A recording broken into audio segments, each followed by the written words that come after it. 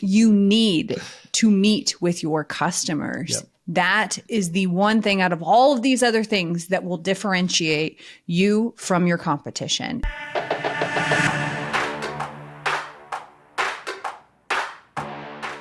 Hey, welcome to the Insurance Buzz. We are your hosts, Michael and Courtney Weaver.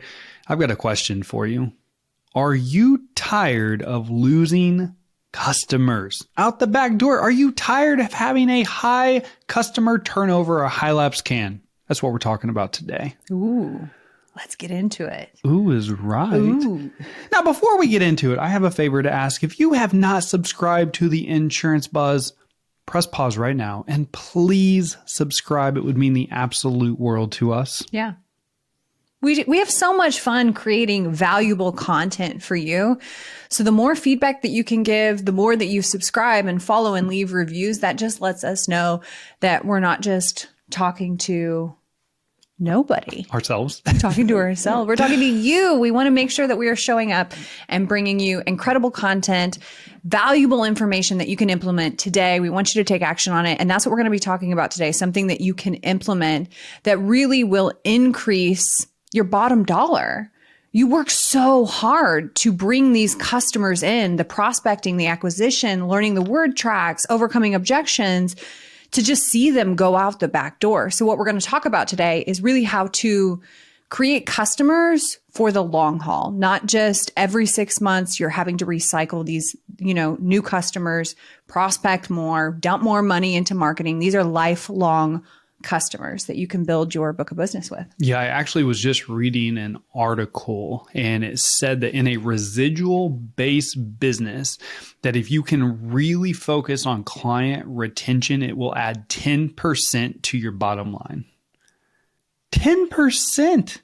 That is a lot of money in most cases. So now before we get into tangible things that you and your team can do every single day, I want to start with retention, the customer experience.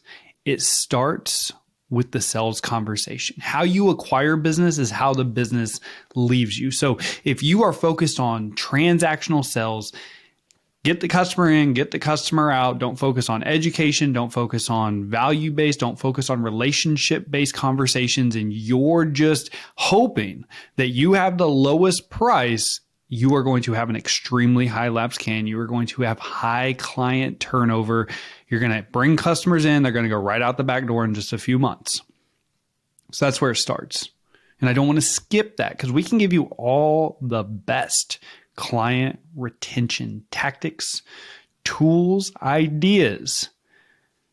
But it starts in that upfront sales conversation. It starts at the point of sell. And then when they become a customer, that's when the real work starts. Yeah. And I see this happen a lot when we're coaching clients where they spend all of their energy on the front end getting the sale. And then that's it. They're done. They're out. And actually, you should spend just as much time, if not more, after the sale to retain that customer. Yep. They're going to be a huge part of driving referrals. And we all want referral business. That's like, if we would just title this referrals, we would have so many more downloads on this podcast because that's the thing we're all chasing. Well, and that's what, and we were blessed that by the time we were 2.5 years in, 3 years in, we were a referral based business. Okay, hold on. I gotta take that away. Anytime somebody says I was blessed negates the work or the sacrifice that went in to create that. Now I understand there's having gratitude for a higher power. There's having gratitude for what you currently have. But referrals and a lot of things in your life that you say, I am blessed for, required work, some sort of sacrifice or work or process. So I just want to reframe that a little bit. That's fair. That's fair. All right, let's get into this. Let's do it. So the very first retention strategy I want to talk about, onboarding. You have to onboard your brand new customers. Great. The phone call, the initial sales experience, initial sales conversation, extremely important, but then you have to get in front of your customer. And in today's age, it is easier than ever to establish that face-to-face relationship, regardless if it's in person or virtually. It is so easy. And the pandemic, as unfortunate it was fortunate with technology because everyone, my 82-year-old grandfather can use Zoom. Yeah. So we were actually talking to my mom and dad. They're in the process. I don't know if I want to say this because this will age them, but they were in the process of getting Medicare set up. And the entire process was done via Zoom. So I don't want you to have that story in your head of my ideal customer isn't going to be on Zoom and I can't meet with them virtually. You're absolutely right. The pandemic really made technology available to everyone and how to use it. Yep. I think that was the number one retention strategy we had in our business is we onboarded 75, 3 out of every 4 households we wrote, we onboarded. Yeah. That was part of the commission plan. My team had to schedule the appointments. And I truly believe starting a scratch agency when we did, by the time we were 2.5 years in, that's what led to us being able to be a referral-based business because we had established relationships with those customers. So onboarding, you got to do it. You got to do it. And the biggest tip I can tell you here is you do it right at the point of sale. So when you close the business, hey, Mr. and Mrs. Customer, before I let you off the phone, I'm going to get everything started for you that we discussed today. We like to do things just a little bit differently in our agency. We like to put a face with a name, get to know who we're doing business with, and just go over the insurance one more time. When's a good time in the next 2 or 3 days to put on the calendar? It's that easy. Assume the appointment just like you assume the sale. Go ahead and get the appointment on the calendar. You got anything to add before we move on? No. All right. So next I'll say thank you cards. I love thank you cards. I do not want you to skip over this. I don't want you to be like, nobody cares. So thank you cards, especially a handwritten thank you card, means so much to me.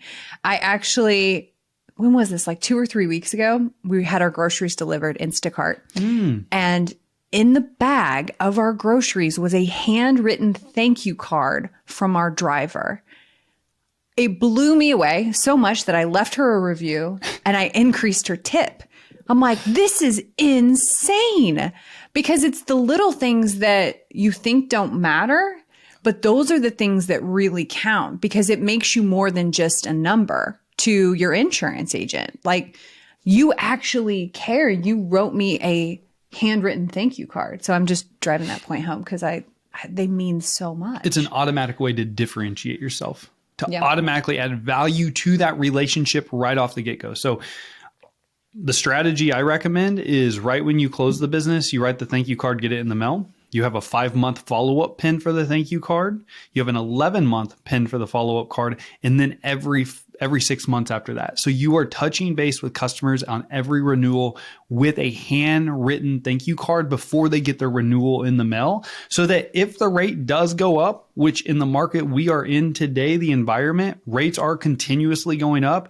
At least they received a thank you from you handwritten. It's different where you are showing your appreciation, your gratitude for their business, which makes that rate increase maybe not that bad. Yeah. All right. Next, we have birthday calls. Yes.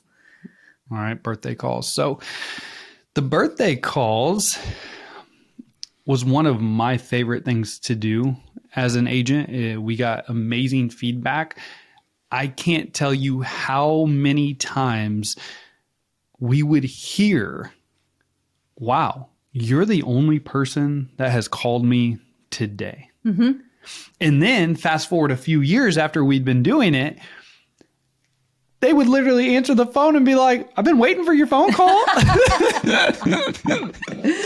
Yeah. And usually as an insurance agent, you're delivering some not so great news. So it was always fun. I loved calling on somebody's birthday because they're expecting something different. And you're calling and saying, hey, just wanted to wish you a happy birthday. Thank you so much for your business. Yeah, it was, I don't know.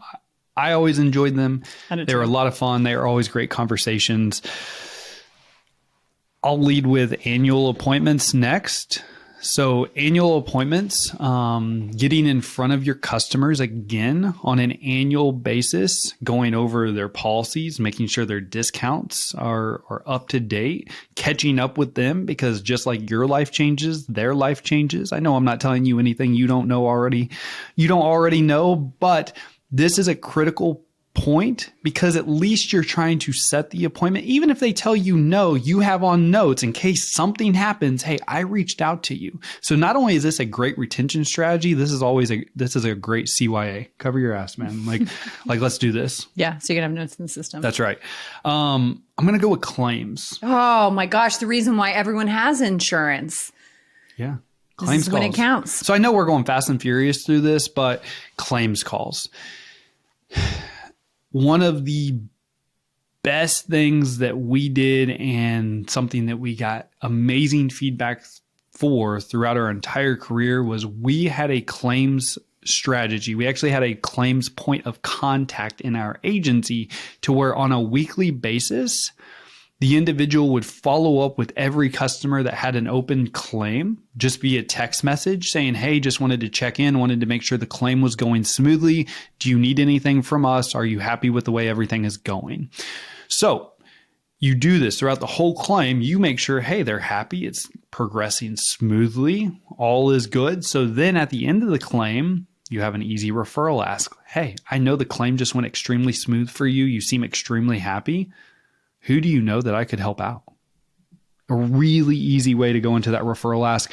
And just like you said, Courtney, the number one reason, the only reason people have insurance, besides they have to have it when talking about auto insurance, but when they have a claim, they want to be taken care of. Yeah, I want to know that what I'm paying for, when it's time, when it matters, that you have my back. Mm-hmm. Like, that's the biggest thing. Like, and this goes back to the upfront conversation. When you are talking to a prospect and you are presenting value, these are giving you things to talk about in that value conversation. You can bring these specific things up.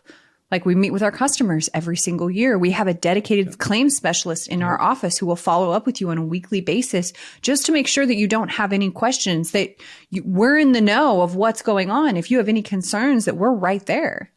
Like, I think that's incredibly important, especially now with everything that changes in our industry so quickly. Is we still want to talk to people, especially when things aren't going well. Absolutely. I mean, everyone wants more referrals, but are you actually referable? Are you actually any different than a 1-800 number? I know you say you are, but are you actually? So I like to always talk about that. Holiday calls. Oh, I love these. They're so good. So freaking good. Like, I'm getting my high pitch because I'm getting excited. I love it when you do your high pitch voice.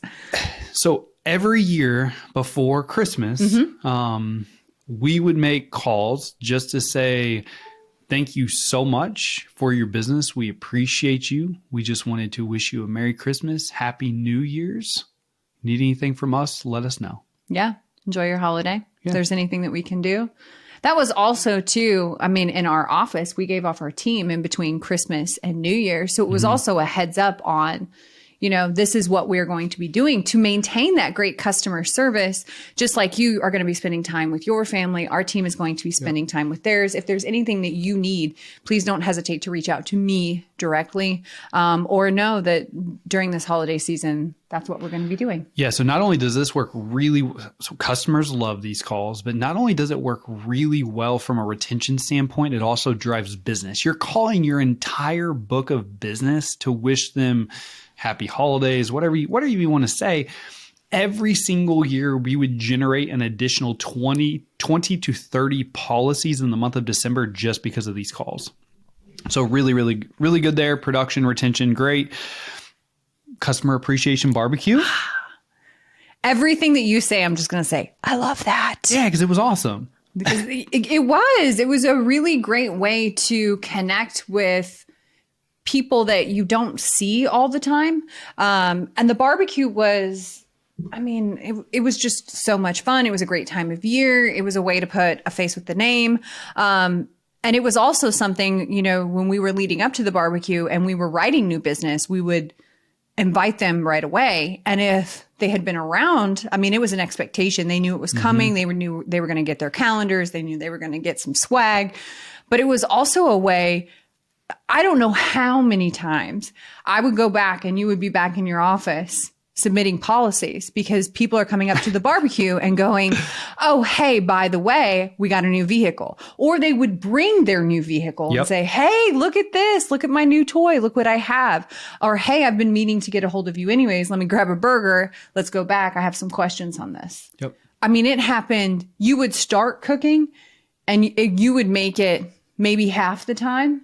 And then you'd be pulled in because customers would need something. And my dad or your dad had to take over the grill. They would take over. Grill master. And it was always fun. So look, Customer Appreciation Day. It doesn't have to be a barbecue. We did a food truck before. Like just by doing this, you set yourself apart. You're sending them a card, inviting them to a Customer Appreciation Day just to say thank you.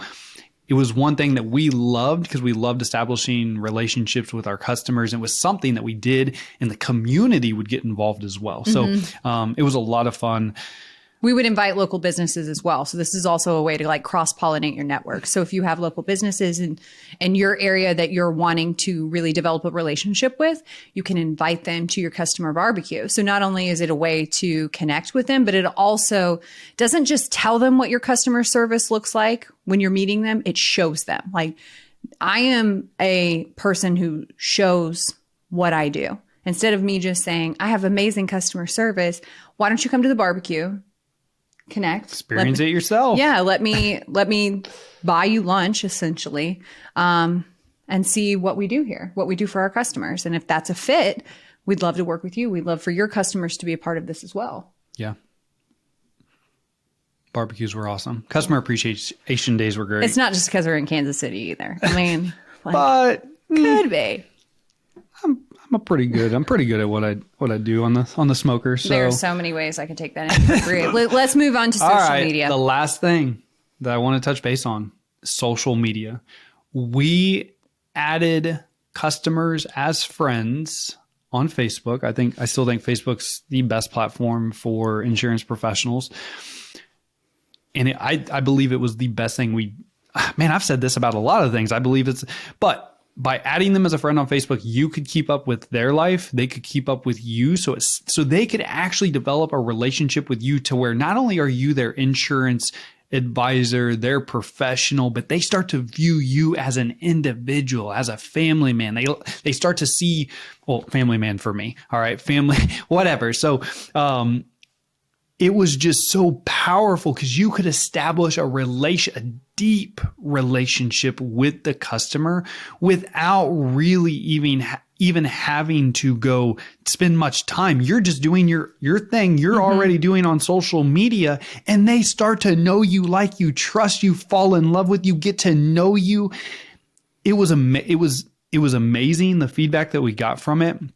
And I truly believe that's why our lapse can was always so low. Even though we were a scratch new market agency growing like crazy, the turnover was just low. So the process went like this. I'm going to share with you what the process was to add them on social media. They would come in for their appointment. We had a client profile form. On there, we would ask for their social media handles and make sure that it was okay.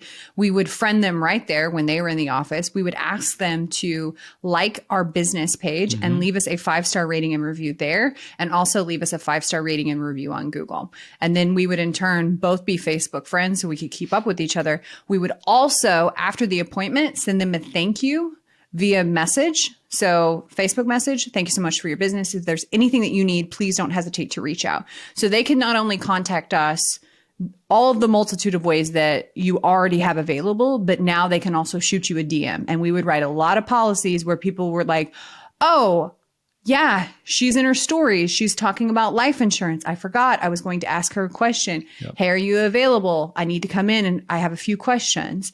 So it just makes yourself, again, a human being that they know, okay, I'm doing business with a person and not just a 1-800 number, not just, a person down the street that doesn't care about me. Yep. So if this is something that you want to implement right now when you're doing let's just say you're going to do a quick annual call to your customer just to say thank you.